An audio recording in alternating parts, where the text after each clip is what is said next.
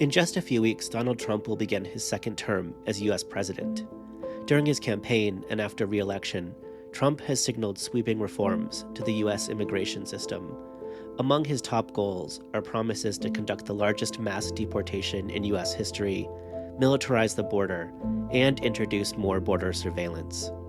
In recent years, digital technologies have impacted virtually every aspect of migration, from visa triaging algorithms to drone surveillance with biometric data collection capabilities.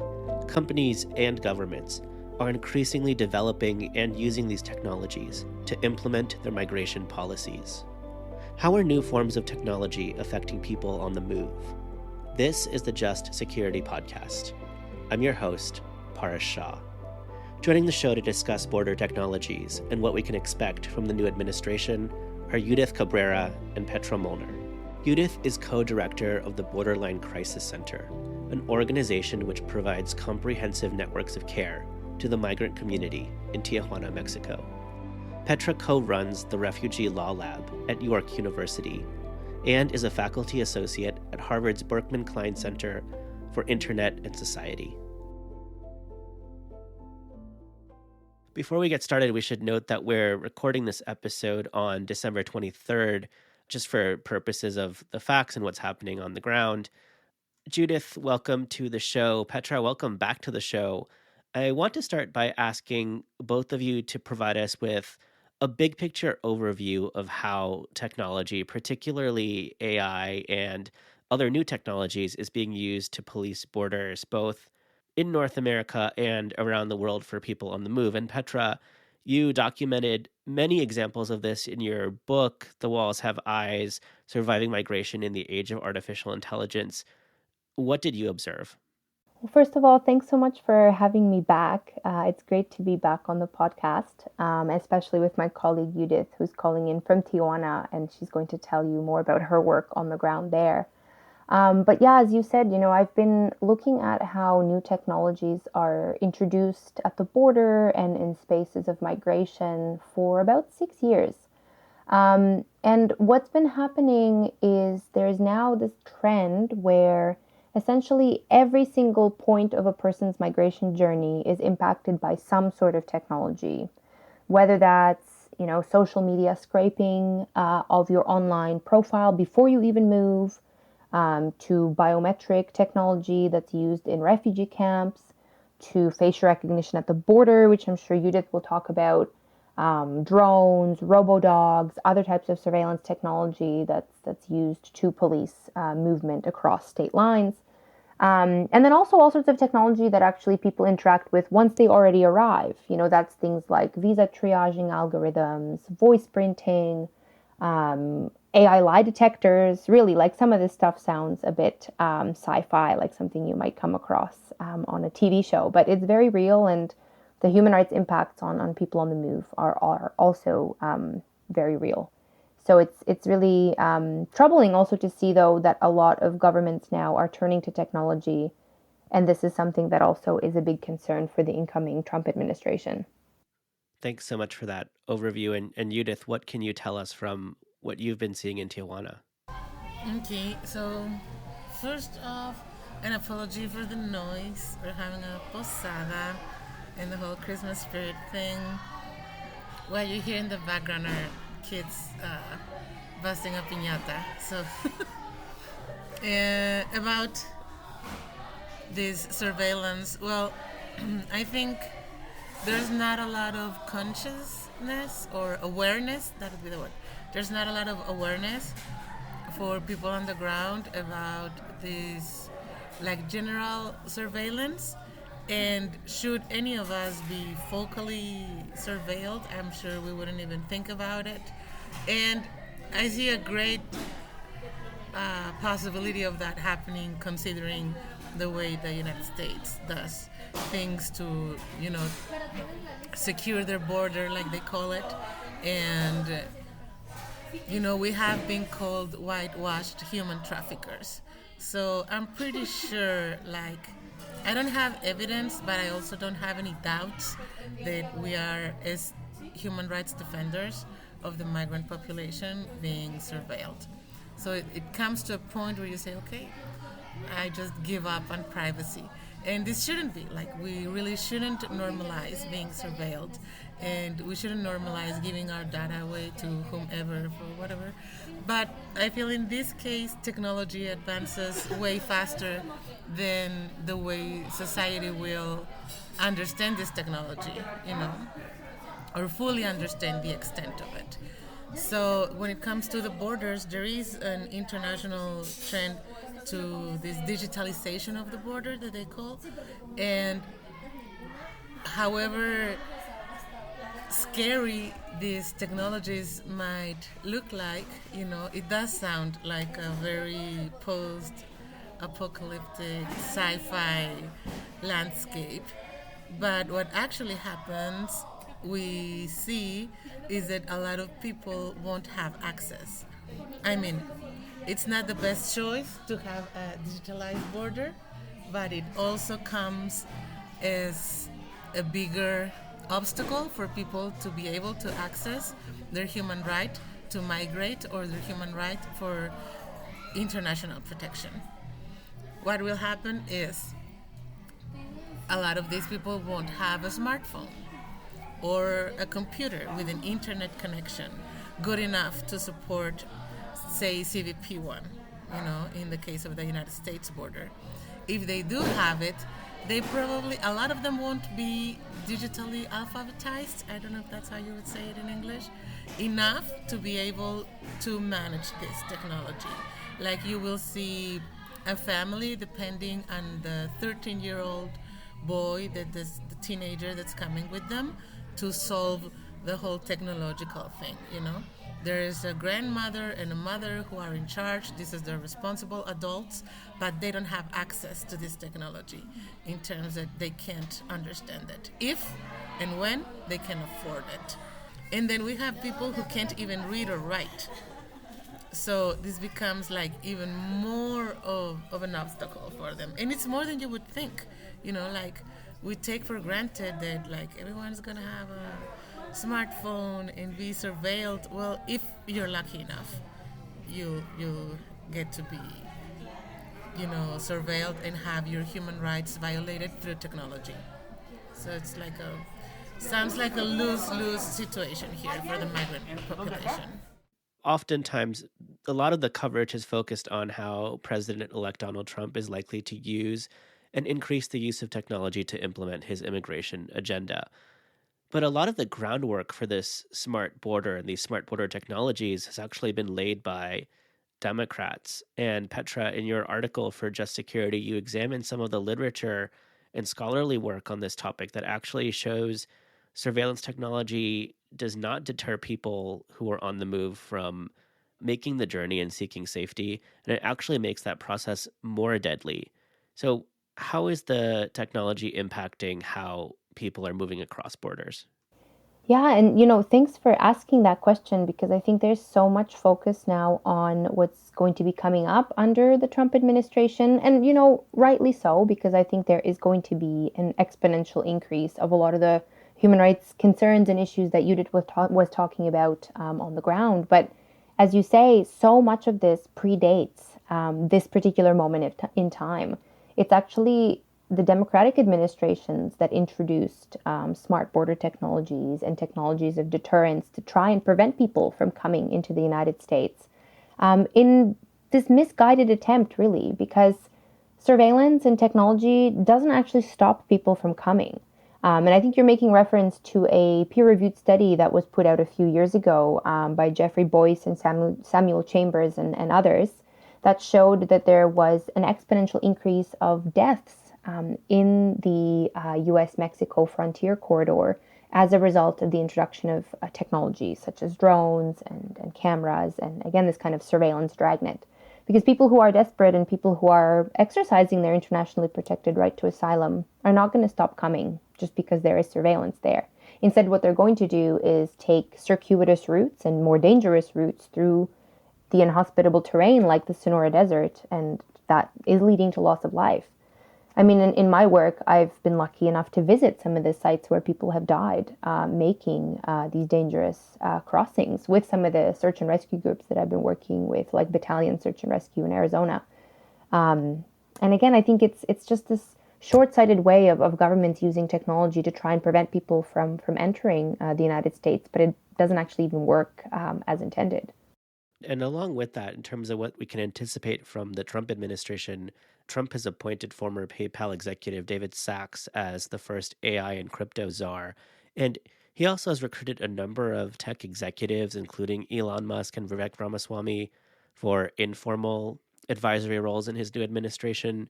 What can we expect in terms of the private sector's influence on the new administration when it comes to trying out some of these technologies and border sites serving as laboratories of experimentation, a term I believe you used in your book? Yeah, so the influence of the private sector is growing, and this was probably one of the most surprising elements that I learned when I was writing the book and when I was learning about this intersection of technology and migration. Just how baked in the private sector is when we innovate at the border. And now, with the Trump administration essentially opening the door to the Oval Office to tech bro friends like Elon Musk and Peter Thiel and all these other actors too that are less well known. Um, Unfortunately, what we're going to be seeing is this massive private sector influence only getting bigger.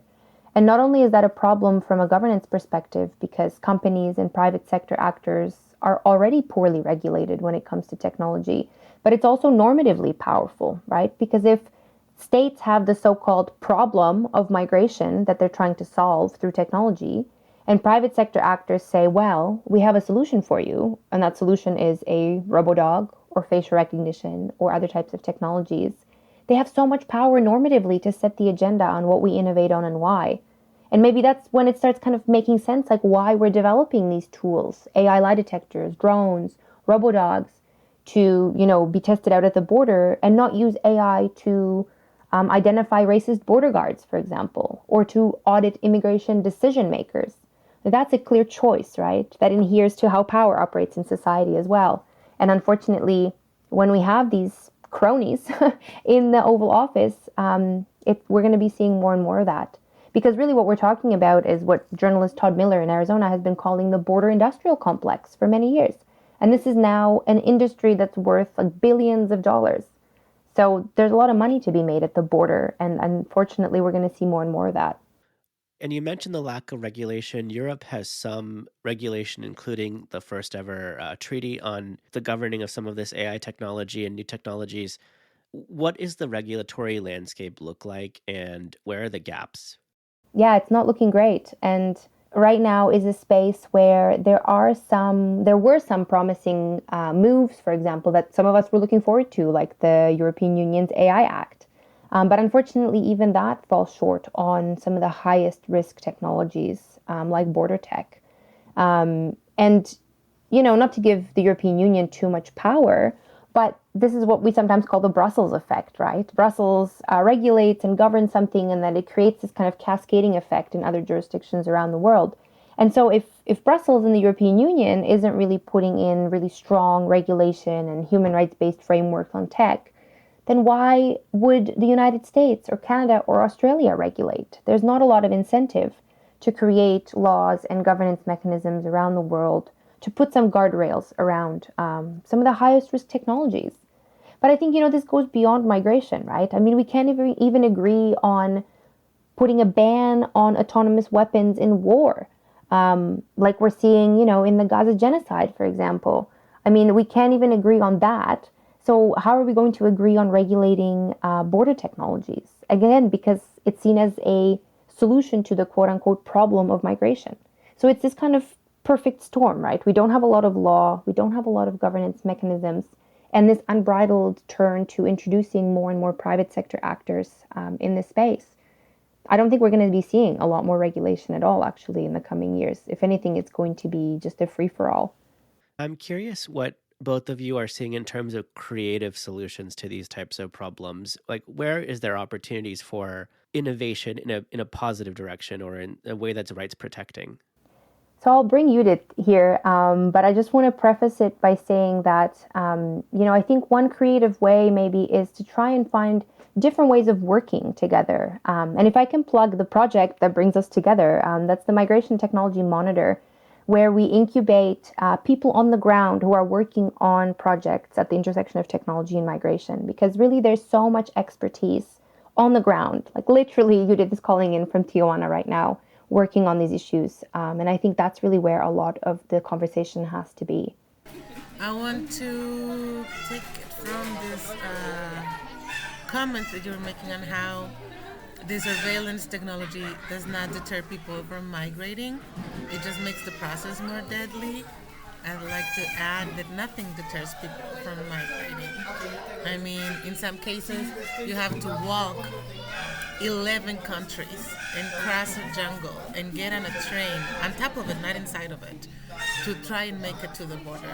We have to understand migration as a phenomena inherent to humanity, since humanity is such, and trying to deter it is just as, it's like against what it means to be human. It's senseless. Yeah, I definitely appreciate the idea that, really these people are fleeing for their lives often and are in desperate situations. Going forward, what are the one or two biggest trends that each of you is tracking? What can we expect? What are you looking for? I think one of the biggest trends that I notice, again, is, and we've already talked about this a bit, is the growing role of the private sector and the kind of obfuscation of responsibility, the way that technology is introduced as a way to create a further barrier between those people who innovate and develop and present these so-called solutions and the people who are living, a very complex, messy human reality. And as Judith was reminding us, like, migration has been with us since time immemorial. People have been moving around the world forever. It's just with the advent of borders, right, and this kind of understanding of limitation around particular areas of the world, areas that are in the so-called global north, that are inaccessible to the majority of the world. That's where, again, I think it's important to think about it from a human first perspective. Because not only, again, is migration a natural human phenomenon, but it's also protected by internationally established norms and rights, like the Refugee Convention, like international human rights law.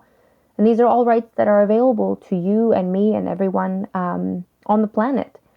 And, if I can point to another trend, it's also the fact that we're going to be seeing more and more migration as our planet further deteriorates because of global warming, and environmental degradation, right? And it's very short-sighted to think that we can prevent people from coming when you and I might be affected tomorrow. Like, these things operate on a knife's edge, right? And I think we are a lot more connected with one another than we realize, or than politicians would have us realize. In this kind of growing, politicization of difference and pitting communities against one another. That's something that we're seeing around the world as well. And all that does is further division and further this kind of, fear-mongering that is so common with migration. So actually we see that also with things that are not precisely tech-related, like the wall. You make the wall taller, more people die. They won't stop. They'll go around and swim like, 20, 30 meters into the ocean and drown, or they'll pick a more dangerous route to get in there. And what this actually ends up creating is a huge market for human traffickers, because then they have the way, they have the know-how, and they sell it, of course. And sometimes it's not even that, maybe it's just a fraud.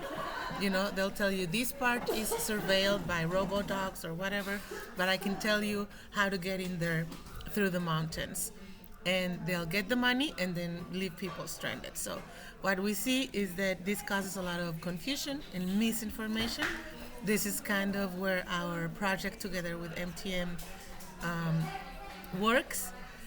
And what we're doing here in Borderline, we are very close to the border. We're like 3 to 5 minutes walking from Chaparral and San Isidro border.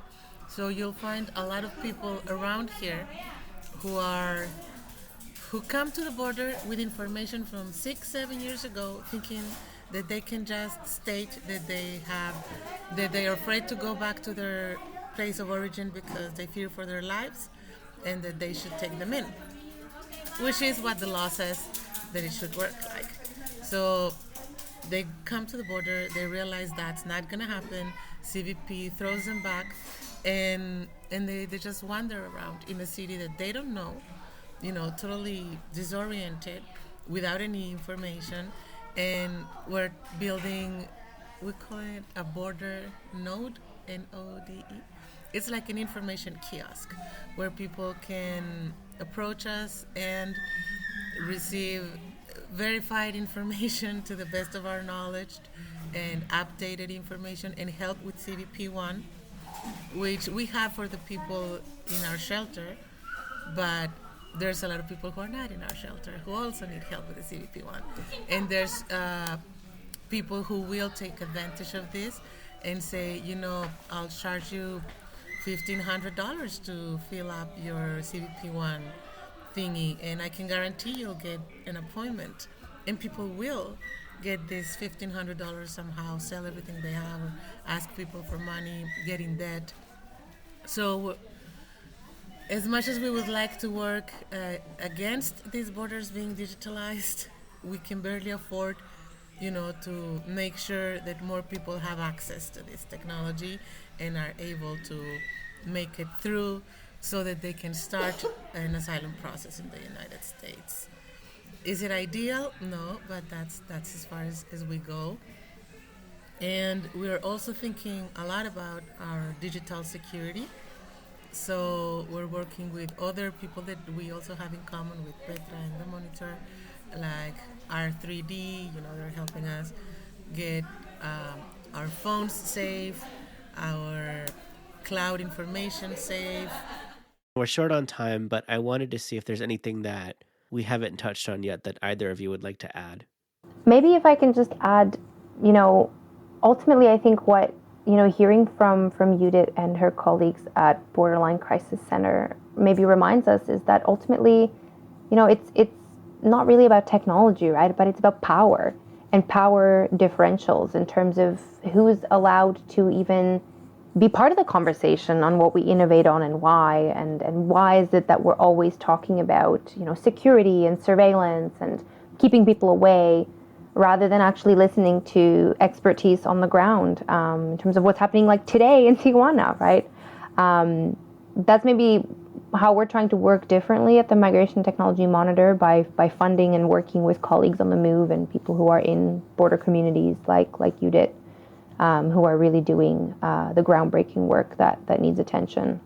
Well, and on our side, we're very grateful for the support of Tech Monitor and the company that we keep, in each other. It's really inspiring. And also because, like I said, digital security is not something we think about a lot in terms of the other shelter directors. I know nobody's talking about this, So it felt nice to find this group of people who actually get it, who have a very deep expertise on it, and, who can kind of validate our concerns beyond being paranoid. I think we have a certain degree of paranoia, of course. I mean, who wouldn't in this field, but I don't think it's unfounded. I think it's a very healthy level of caution, maybe. So having the support of the Tech Monitor has been like a breath of fresh air. Like, okay, yeah, this is people we can work with. We're seeing the same things. We share concerns, and we're very grateful to be able to share knowledge, with them. It's been awesome. Yeah, and thank you very much to both of you for sharing your expertise with our audience. Will be tracking all of this at Just Security. Thank you again for joining the show. Thank you for the invitation for us. Thank you. This episode was hosted and produced by me, Paras Shah, with help from Clara Apt. Special thanks to Judith Cabrera and Petra Molnar. You can read all of Just Security's coverage of human rights, technology, and migration on our website. If you enjoyed this episode, please give us a 5-star rating on Apple Podcasts or wherever you listen.